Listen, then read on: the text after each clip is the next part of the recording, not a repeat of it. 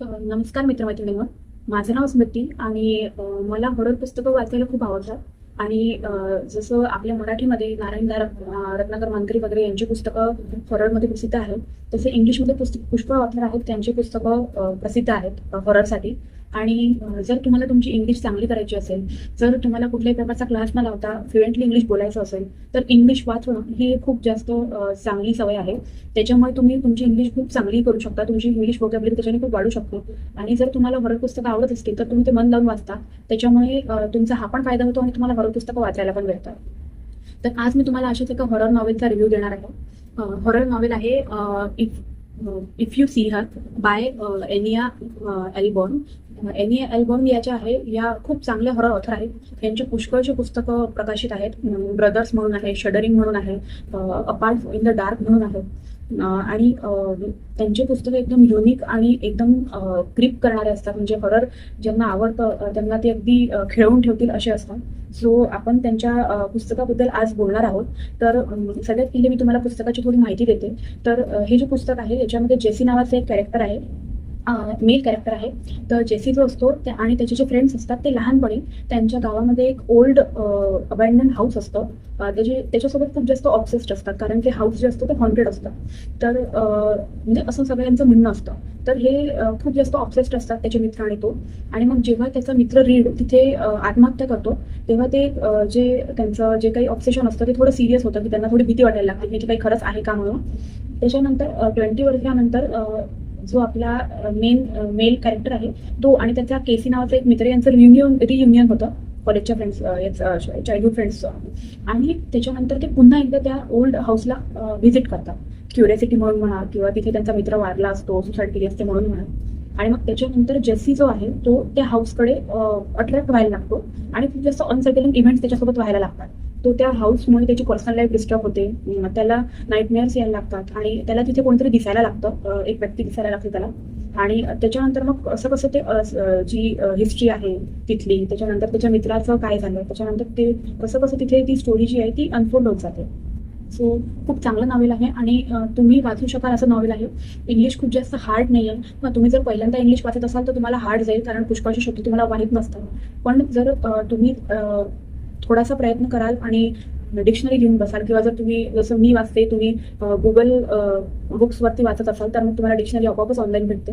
So तुम्ही words पाहून जर वाचाल तर तुम्हाला पुष्कळ समजेल आणि एकदम एका सिटिंगमध्ये वाचावी वाटणारी अशी स्टोरी आहे.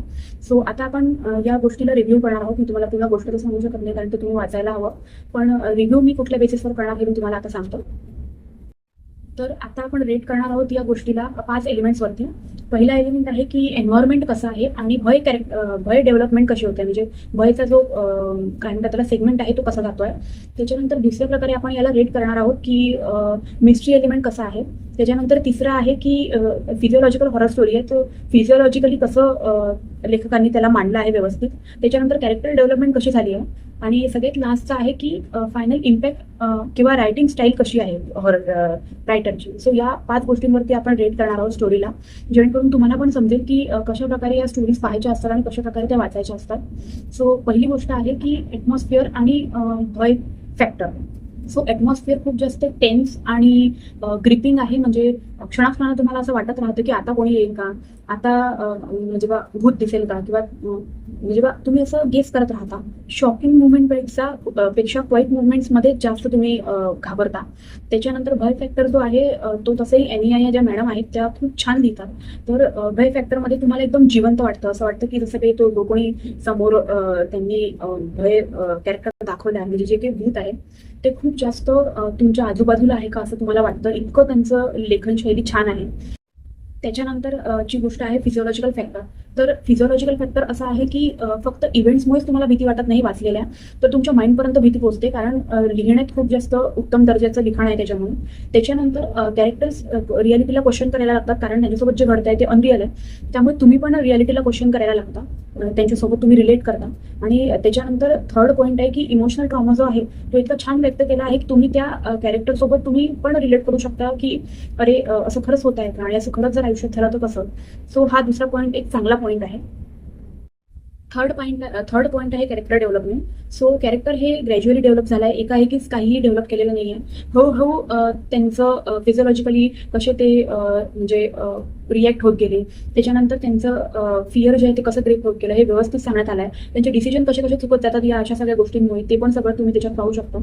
आणि मिस्ट्री खूप जास्त, जसं आता मिस्ट्री एलिमेंटची गोष्ट करायची म्हटलं तर मिस्ट्री एकदम त्यांनी शेवटपर्यंत ठेवली आहे. तुम्ही गेस करत राहता, तुम्हाला कळत नाही की काय होत आहे काय नाही, आणि तुम्ही गेस करत राहता. सो मिस्ट्री एलिमेंट पण खूप छान आहे. आणि रायटिंग स्टाईल, जसं मी तुम्हाला म्हटलं की रायटिंग स्टाईल एनिया मॅडमची पहिल्यापासूनच मी तुम्हाला सांगितलं, मी वाचते आहे त्यांची पुस्तकं. ते एकदम सिम्पली आणि छान लिहितात, कुठल्याही प्रकारे कन्फ्यूज करत नाही. आणि हॉरर ते त्या असं लिहितात की तुम्हाला असं वाटतं की वाचतच राहाव्यात त्यांच्या स्टोरी. सो हा त्यांचा एक चांगला पॉईंट आहे. So overall if you see her, हे एक खूप छान पुस्तक आहे जर तुम्ही वाचू इच्छिता सर हॉरर नॉवेल्सचं. जो आपलं मेन कॅरेक्टर आहे जे जेसी आहे, त्याला जे म्हणजे भूत दाखवलं आहे हॉर्न करताना, ते बेसिकली एक लिटिल गर्ल दाखवलेली आहे. आणि प्लॉट असंच आहे की पहिले त्याचा जो फ्रेंड असतो रीड, तो ऑब्सेस्ड होतो घरासोबत, तो तिथे सुसाईड करतो. त्याच्यानंतर त्याचा जो मित्र असतो केसी आणि तो, अशा दोघांचं रियुनियन होतं. आणि ते दोघं तिथे कन्फ्रंट करायला जातात. केसी हा युट्यूबर असतो आणि तो जेसीला म्हणतो की आपण तिथे जाऊ आणि जस्ट टू आपण म्हणजे तिथे जाऊन आपल्या भावना व्यक्त करून टाकू, आपल्या मनात जे पण काही राहिलं असेल. आणि मग केसी पण ऑब्सेस्ड होऊन जातो आणि केसीची पण डेथ होते. त्याच्यानंतर दोन मित्र गमावल्यानंतर मग जेसी जो असतो तो डिस्टर्ब व्हायला लागतो. आणि त्याच्यानंतर मग त्याला पण एका लहान मुलीचे व्हिजन्स यायला लागतात की ती तिथे आहे म्हणून त्या ओल्ड अबॅन्डन्ड हाऊसमध्ये. आणि त्याच्यानंतर मग आपली स्टोरी जी आहे ती पुढे चालू. सो आय थिंक तुम्ही हे पुस्तक वाचू शकता. आणि तुम्हाला जर हा रिव्ह्यू आवडला असेल तर तुम्ही कमेंट करू शकता आणि तुम्ही मला फॉलो पण करू शकता, जेणेकरून मी अशा प्रकारचे रिव्ह्यू टाकत राहील. आणि जर तुम्हाला हवं असेल तर हे जे पुस्तक आहे ॲमेझॉनवरती पण उपलब्ध आहे. आणि तुम्ही हे तुमच्या आसपासच्या स्टोअरमध्ये पण जाऊन घेऊ शकता. मी पुष्कळ ठिकाणी हे पुस्तक पाहिलेलं आहे. जसं कुठे तुमच्या आजूबाजूला मॉल असेल तर तिथे पण हे पुस्तकं उपलब्ध आहेत. एक्सक्लुझिव्हली जर तुम्हाला पाहिजे असेल तर ॲमेझॉनवरती आहे. और जर तुम्हाला गुगल बुक्समध्ये वाचायचे असेल तर तुम्ही PDF म्हणून सर्च करू शकता. शक्यतो तर असे बुक्स तुम्हाला भेटत नाहीत, कारण पायरसी म्हणजे बुक पायरसीपासून आपण दूर राहावं. पण जर तुम्हाला भेटलं तर तुम्ही PDF पण वाचू शकता. So thank you guys. आणि जर तुम्हाला माझा रिव्ह्यू आवडला असेल तर प्लीज तुम्ही सबस्क्राईब करा माझ्या चॅनलला आणि मला फॉलो करा. इन डेप्थ रिव्ह्यू मी पुस्तकांचा करेन, पण सध्या मी जस्ट चालू करते रिव्ह्यू करणं, म्हणून मी खूप छोटा रिव्ह्यू केला. So thank you guys.